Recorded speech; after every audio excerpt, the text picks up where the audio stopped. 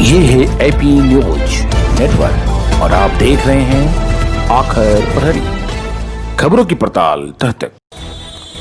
जनतांत्रिक विकास पार्टी की छपरा में जिला कमेटी की बैठक पार्टी के जिला अध्यक्ष उज्जवल कुमार कुंदन उर्फ मंटू शर्मा की अध्यक्षता में संपन्न हुई।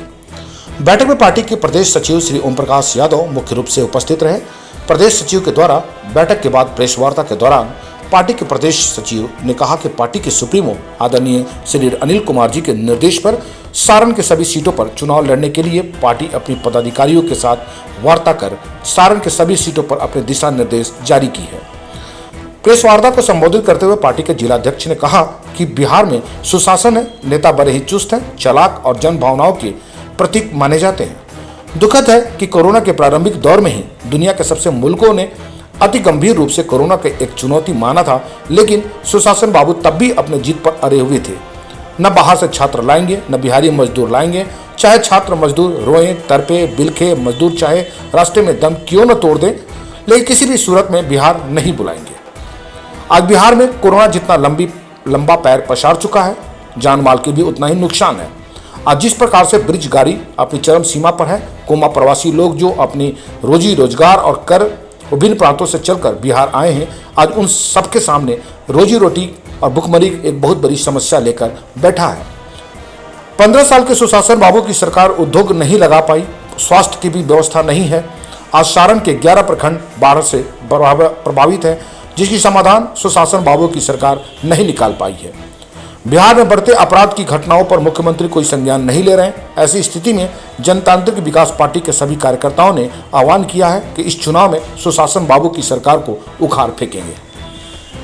इस सबके जिम्मेदार हमारे सुशासन बाबू हैं।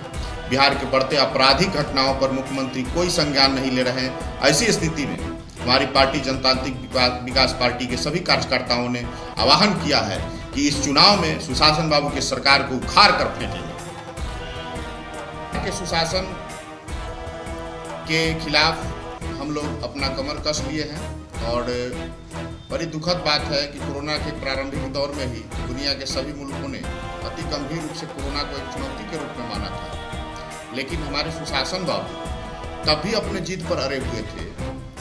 न बाहर से छात्र लाएंगे, न बिहारी मजदूर को ले आएंगे, चाहे छात्र मजदूर मरे, रोएं, तड़पे, बिलखें, चाहे रास्ते में दम तोड़ दें, लेकिन किसी भी सूरत में बिहार नहीं बुलाएंगे।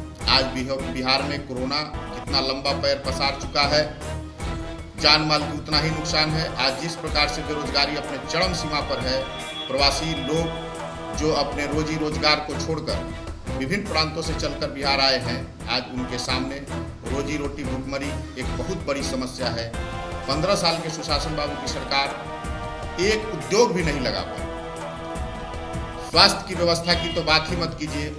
आज सारण के 11 प्रखंड में बाढ़ आई हुई है और बाढ़ से प्रभावित क्षेत्र में किसी भी तरह की संसाधन की व्यवस्था नहीं हो रही है और आज जो त्राहिमाम मची हुई है, इस सबके जिम्मेदार हमारे सुशासन बाबू हैं। बिहार के बढ़ते आपराधिक घटनाओं पर मुख्यमंत्री कोई संज्ञान नहीं ले रहे हैं।